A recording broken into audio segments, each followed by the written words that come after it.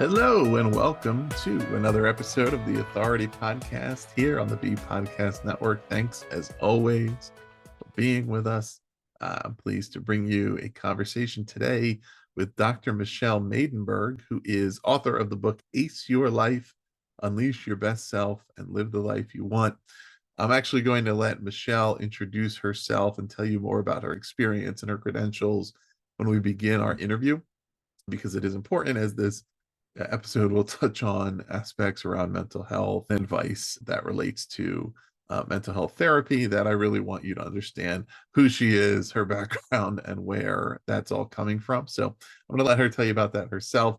But I will say that, this book really is all about finding and creating the thoughts, beliefs, self-acceptance, self-compassion, and empowerment to create the life you want to see, right? How to make decisions around core values, how to bounce back when things don't go right. So something that's pertinent, I'm sure, to all of us who at some point are encountering things that we want to do a little bit better, or something new that we want to create in our lives. Before we get to the interview, just wanted to send out a couple of quick notes and reminders and requests. One is, if you are enjoying the Authority Podcast, we'd love to hear from you. If you are subscribed on Apple Podcasts, would love it if you leave us a 5-star review, leave any notes about what you enjoy about the show. That really does help other listeners to find the show. And we have continued to pick up more and more new listeners as we've gone here. And so we really appreciate all of you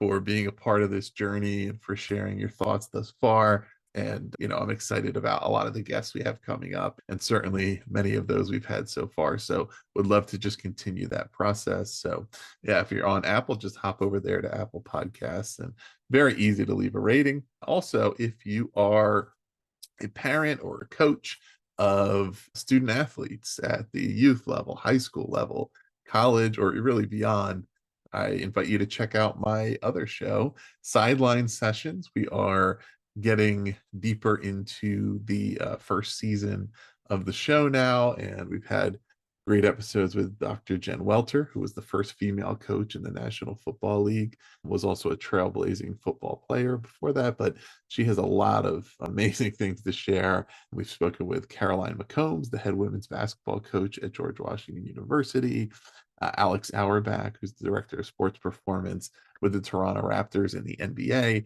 and has a sports psychology background. So there's a lot of really interesting stuff there, and plenty of other conversations with gold medalists, Olympians, and coaches at the Olympics, and touching on sports from baseball to swimming to basketball and football and many more. And in our upcoming second season later in the spring, we hope to even expand on that even further. So anyhow, if you have student athletes in your life and you're interested in learning more about what it takes to succeed and continue advancing through the levels, or succeed where they are now, that show is really designed to help.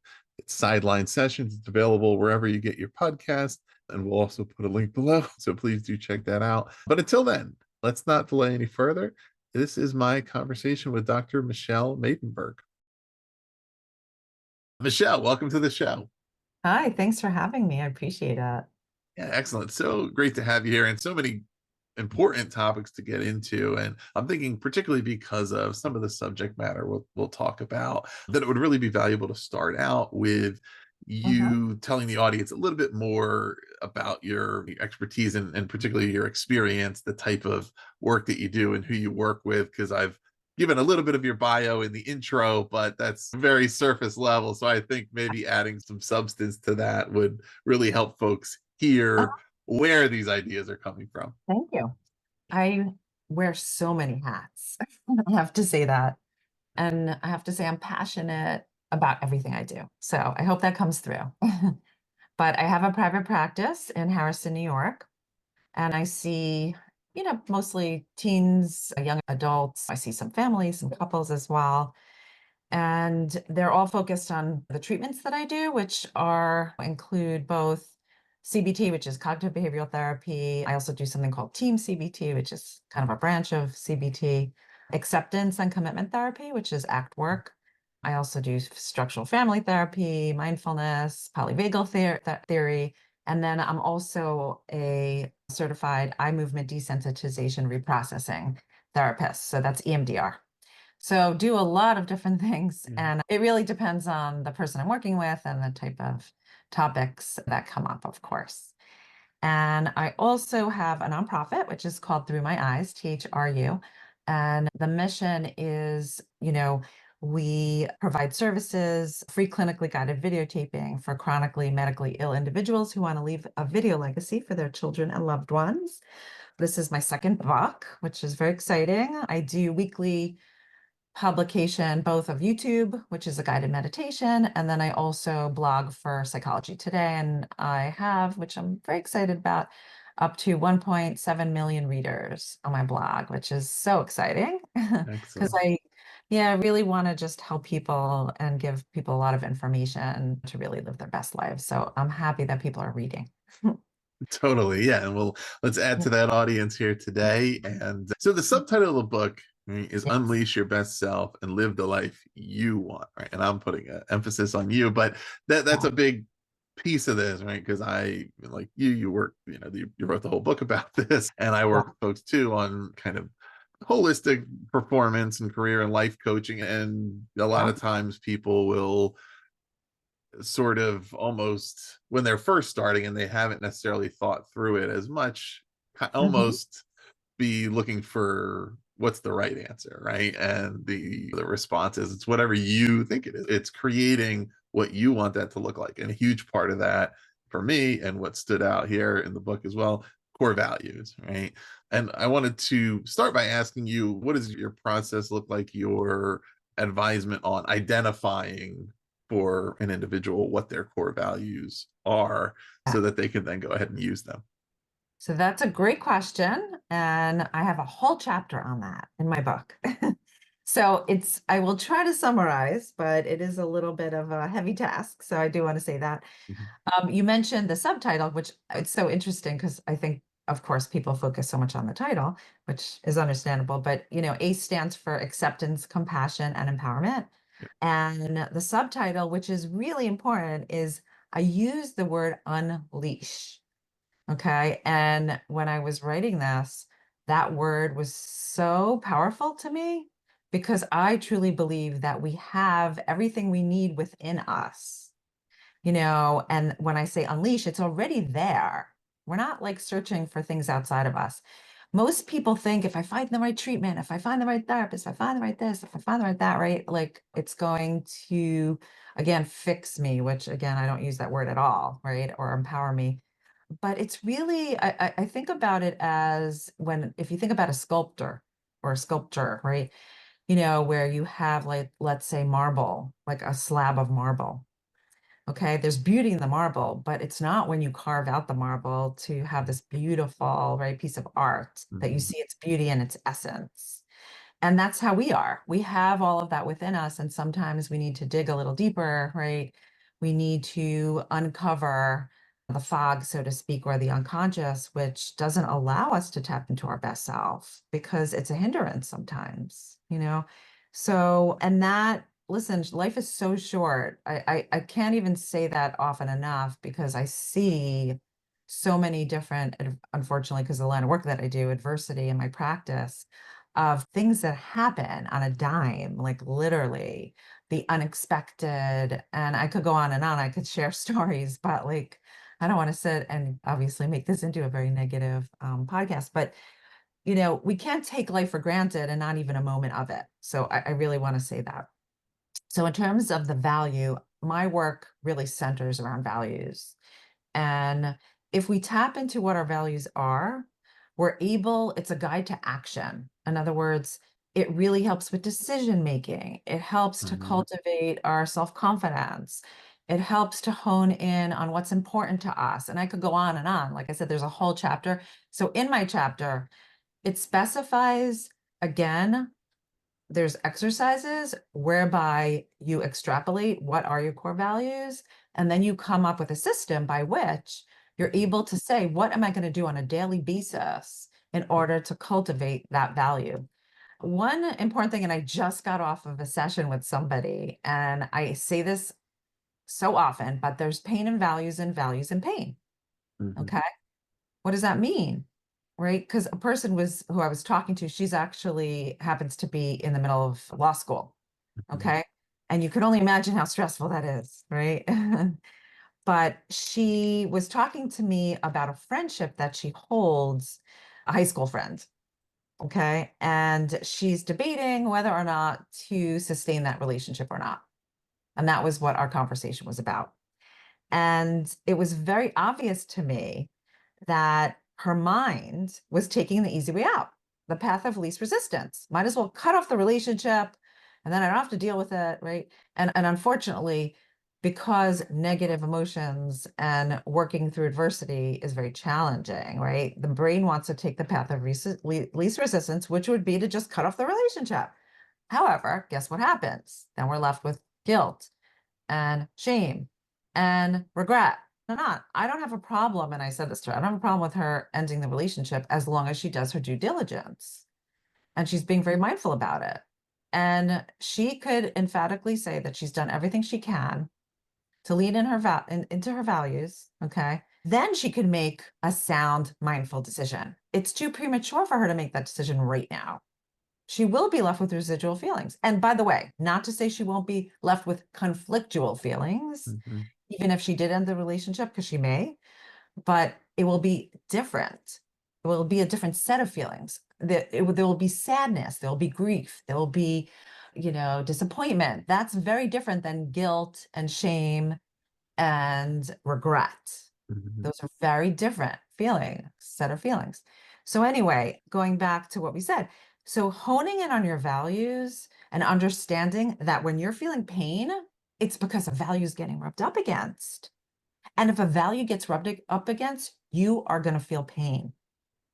Okay. That's a good thing. That's a good thing. And I said to her, she's like, I don't know why I'm so upset about this, about my friendship, and I'm feeling so disappointed in my friendship. I said, because friendship's important to you. Like, Right. do you want to be okay with that? If you were okay with it, you'd be doing nothing about it and you'd be accepting mediocrity in your relationships and you would not set boundaries in your relationships. And I could go on and on. Do you Mhm. actually really want to have a life like that? And she was like, I guess if you put it that way, right? Yeah. And I think that example speaks to that journey, I guess, of getting to the point of learning to trust process over results and over out and saying, look, if I understood what my values were, I thought it through, and I had a sound process for making my decision, I can live with that.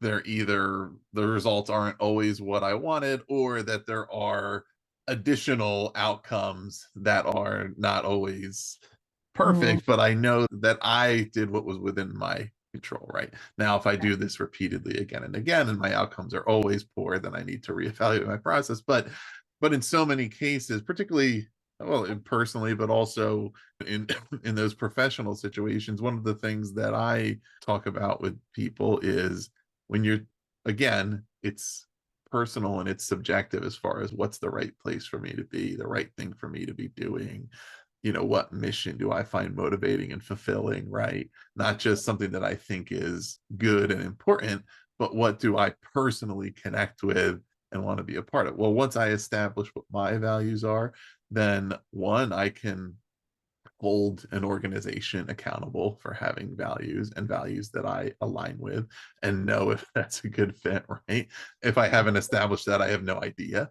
And I may end up making a variety of decisions that later on I realize, oh, I'm really unhappy with this and I don't really know why, or I don't know where to make a change, right? So I did or want to it, even talk a little it, bit more about the decision making process, about really using those core values and how we use them as a guide, not just as something that we say, this matters to me or this is what I stand for, but to say, okay, I can apply this and I can make a decision that's likely going to lead me to a better situation for myself because I know what's core to me. yeah, love that question. It's really realigning. So just to put that into perspective, it's realigning. Most of the time, the reason we have trouble making decisions is because we have a conflict in values. Mhm. Okay. If you use that frame, It is so incredibly helpful. And I could tell you it's changed my life personally in so many ways. And when I teach people how to use it in that way, they find that they're so much more grounded in their decision making and they really are being their best self. Yeah. And it's so, I have to say, it's so satisfying because I teach this to people of all different ages. But I love like when you have like teenagers, they're like, I really was in line with my values, right? They'll Mhm. kind of use my lingo and I'm like, yes, you know. So when we have a conflict in values, what does that even mean, right? Now, when we make decisions, okay, we're not making decisions on whether we like vanilla ice cream or chocolate ice cream, okay? We're making important decisions.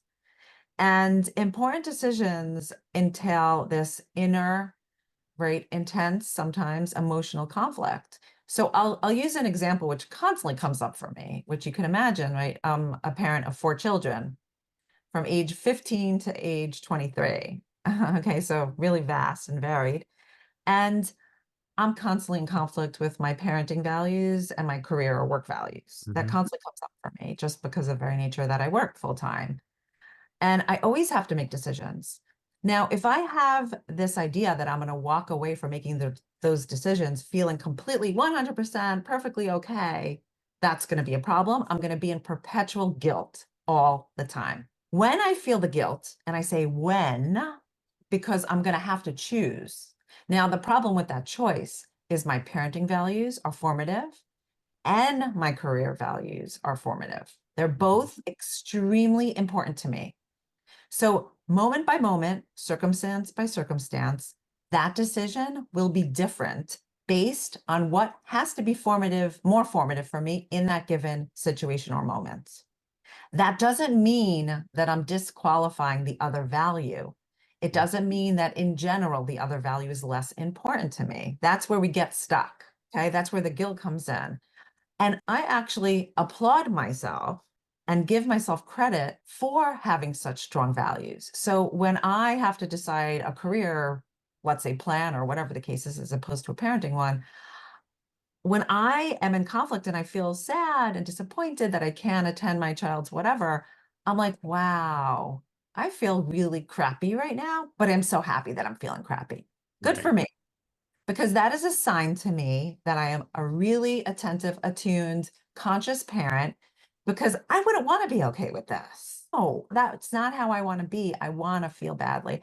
And because I'm so attuned to my feelings, I could then, because this is another thing we do, we play kind of mind games with ourselves.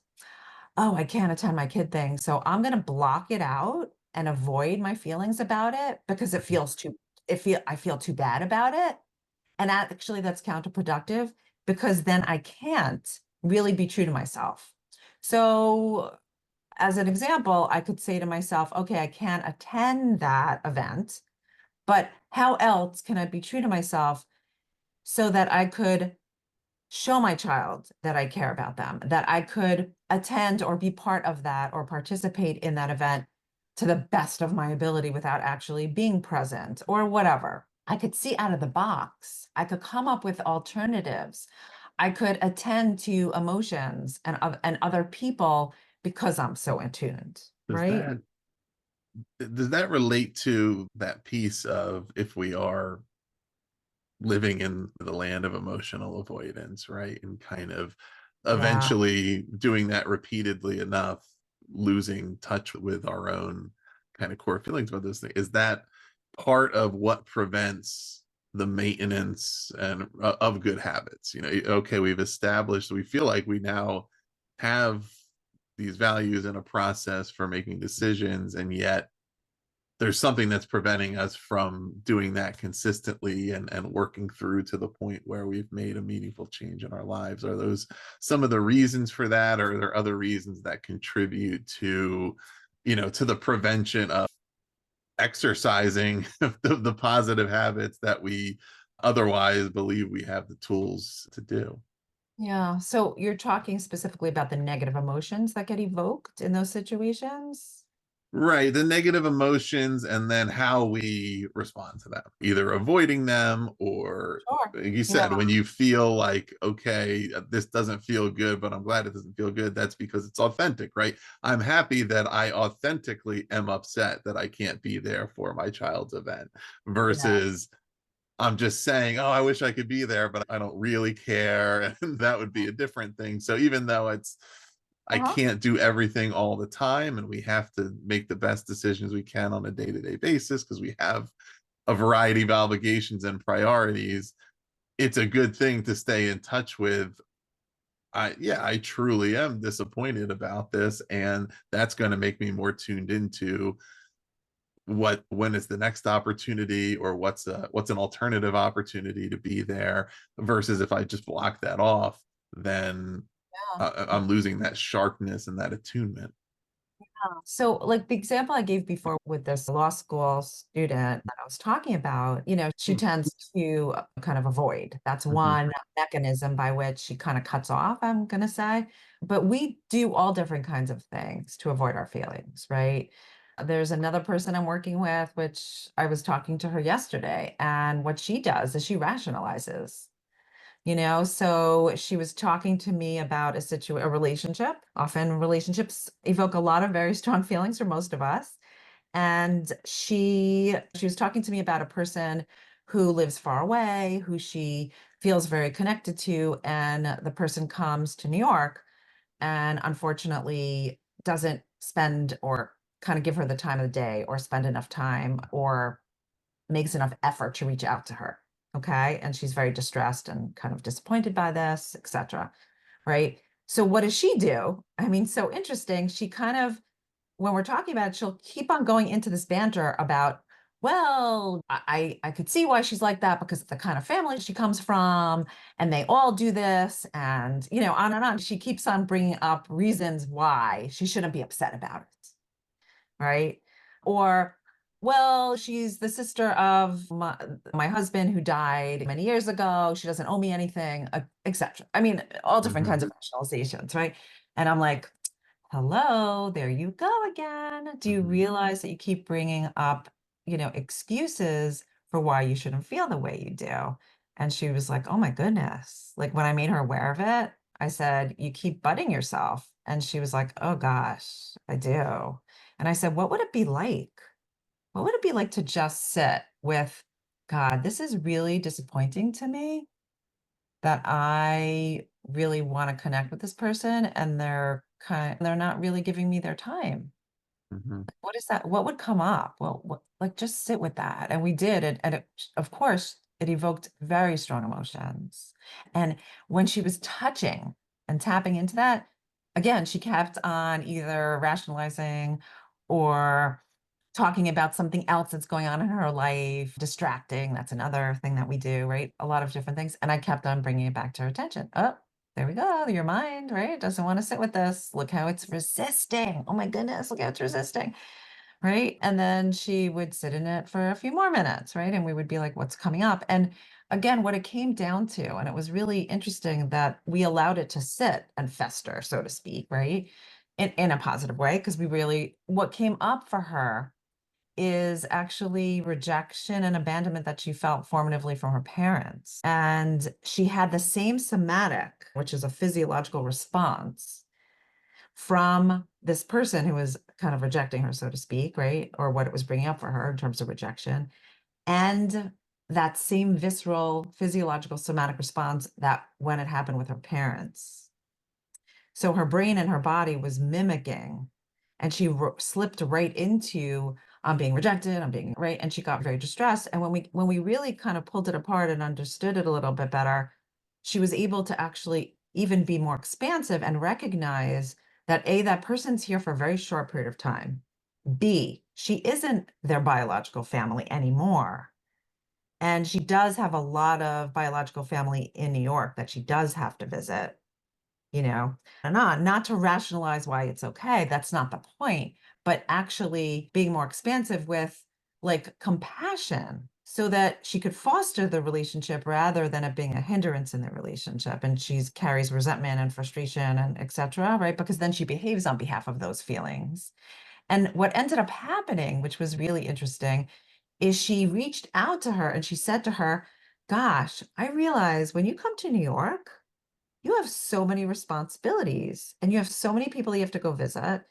And the fact that you even come and go out to lunch with me and spend an hour with me, I really appreciate the fact that you take that time and that you reserve that time for me. And I feel so honored and respected and loved and cared about by you. And I really appreciate that." Yeah. Wow. Wow.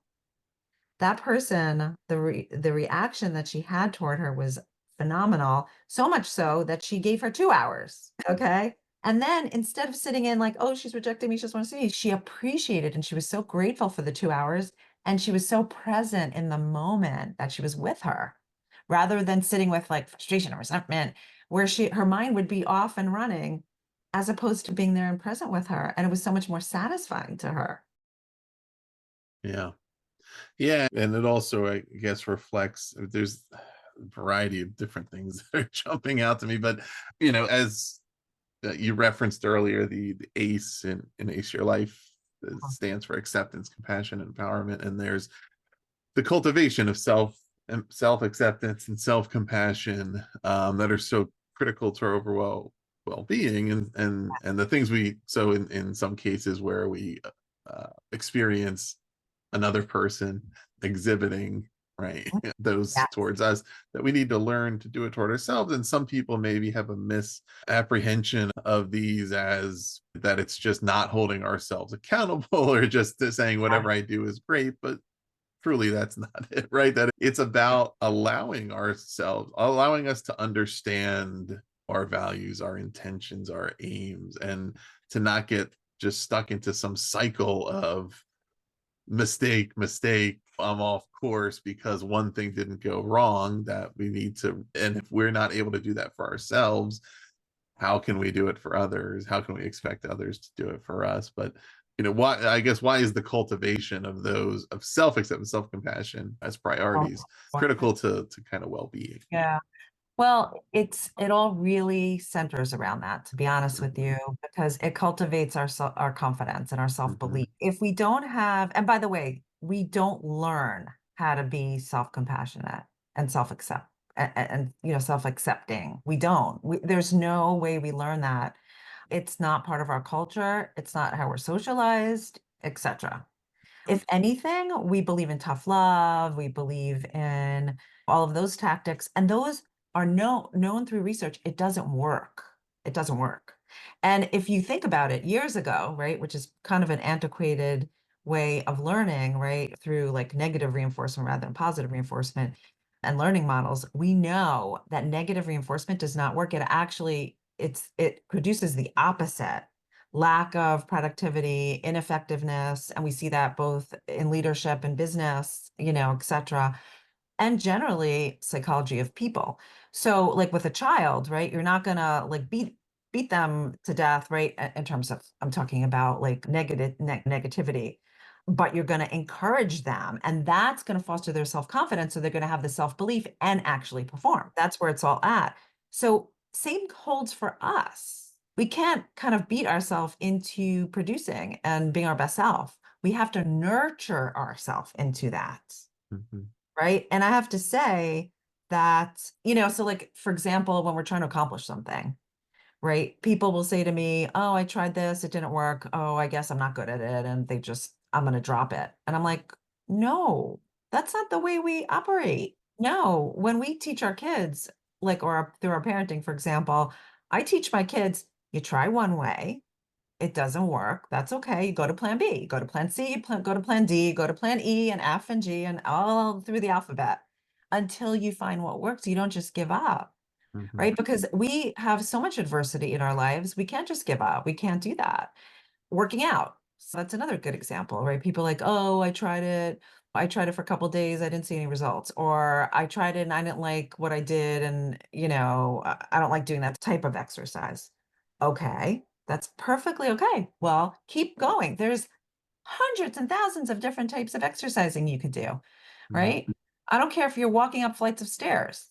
Great. That's better than doing nothing. I don't care if you're doing Zumba or doing yoga or doing like kickboxing or spin or find your thing.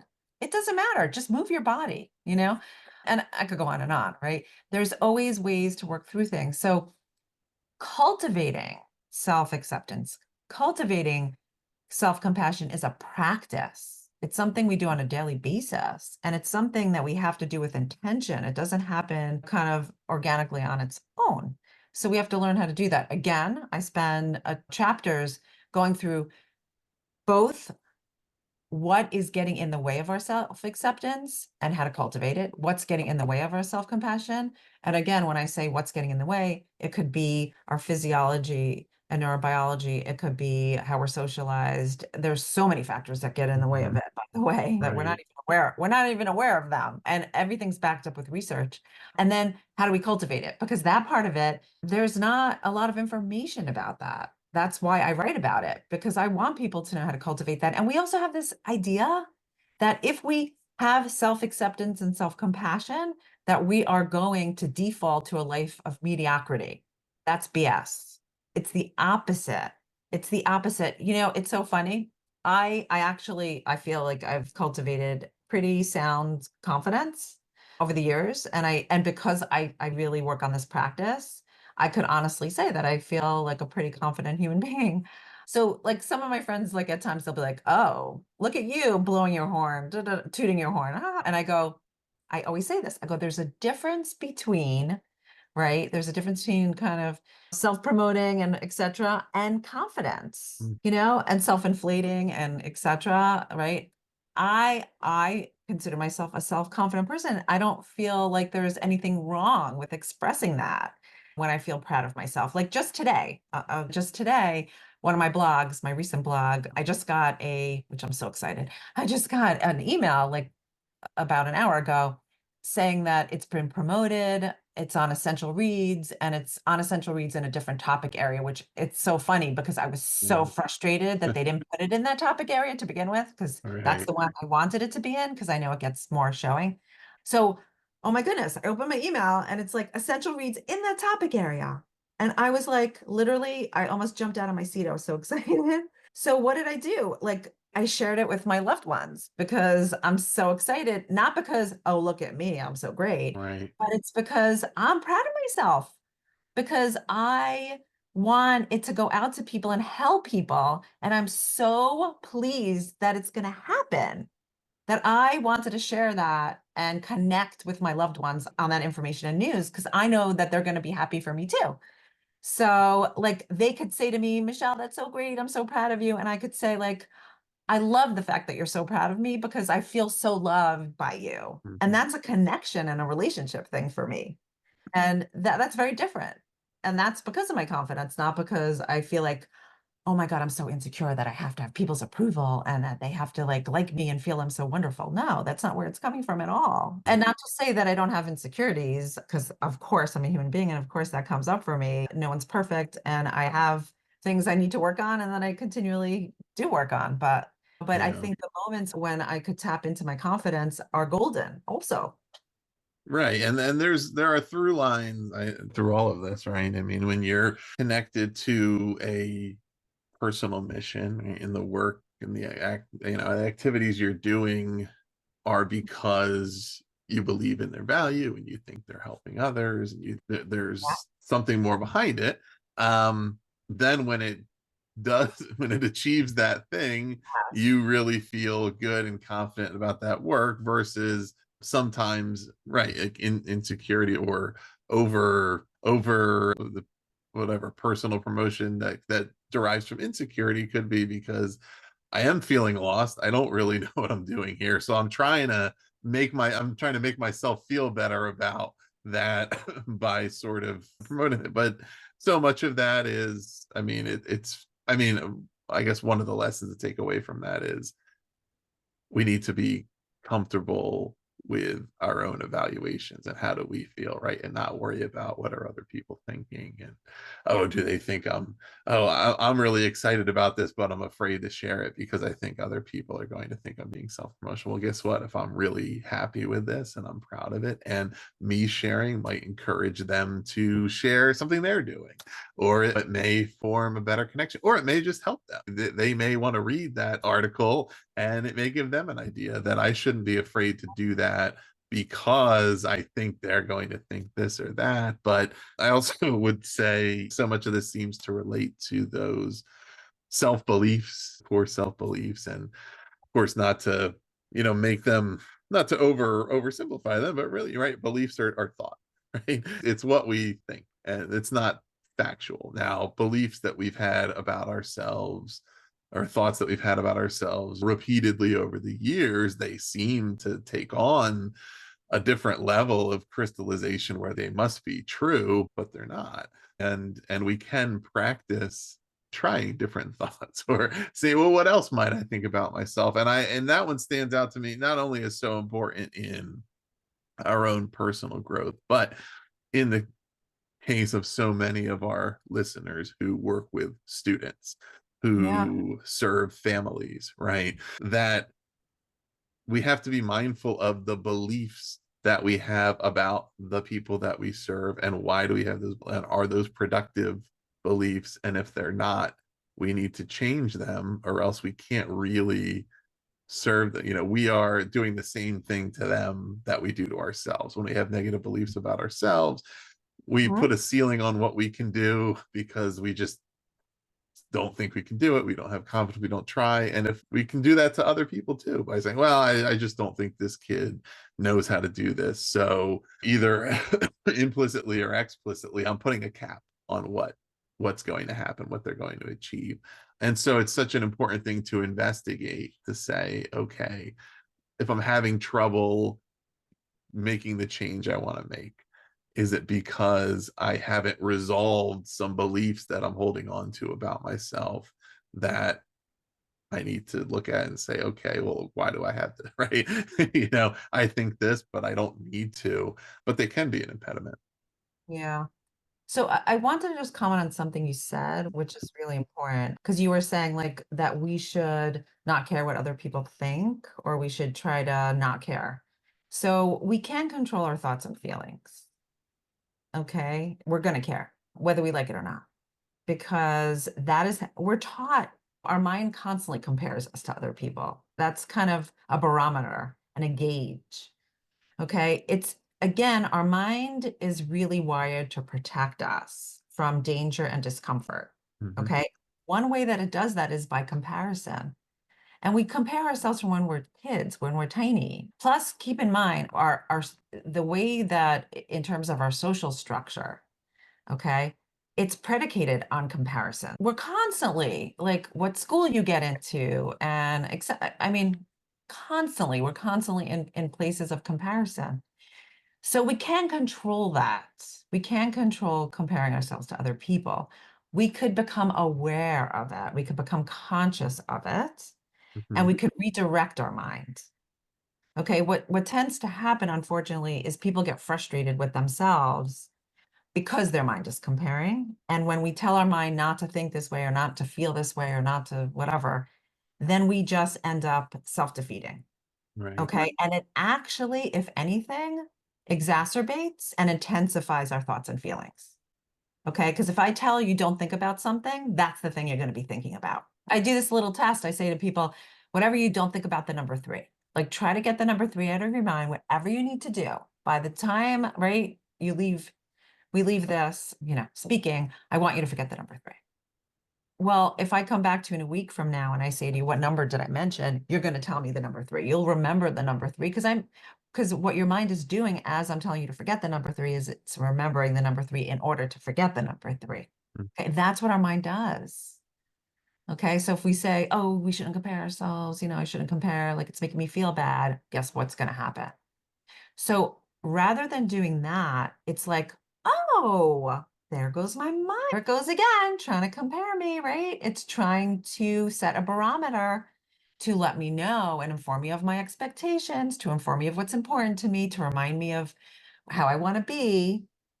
Thank you, mind. I need that Mhm. reminder every once in a while. That's good aspirations. Yeah, I definitely do want to get to that space. Okay, let's get back to me now. How do I want to be? What does that look like? Am I there? Where do I need to go? Oh, okay. Right. So it's Mhm. really kind of redirecting and becoming more conscious of how often. Now, I could tell you some people do it like incessantly. Some people do it less often. I could tell you my mind doesn't really compare all that much, to be honest. That's because like I've really worked a lot on training my mind. So it really like does come back to what do you want? Checking in with my values, checking in because again, we can rewire our brain. Right. There's studies that show we can rewire our brain through meditation, meditative practice, et cetera, et cetera. And there are actually studies that show on actual scans that the structure of our brain, we know that the gray matter of our brain, okay, that gets depleted through age, et cetera, actually gets replenished through meditative practice, through mindfulness. Okay. So we can restructure our brain and really form new neural networks. Right. But it takes practice. It takes practice. And that's one, I mean, it's so enlightening and so hopeful. When I tell people this information and I actually say there's research, I could back it up. They're like, wow. They're Yeah. like, that's so exciting to hear that because I thought like I'm gonna have to, right? Like just kind of they feel helpless and hopeless that their brain is gonna constantly do this forever and ever. And I could tell you personally, I am a personal example of how we could change our brain because I've I was in a very different space and I did have some adversity, a lot of adversity while I was growing up in a lot of different ways, which I share actually in the introduction of my book, you know, in a lot of different ways. And I've had to work really hard on restructuring my brain.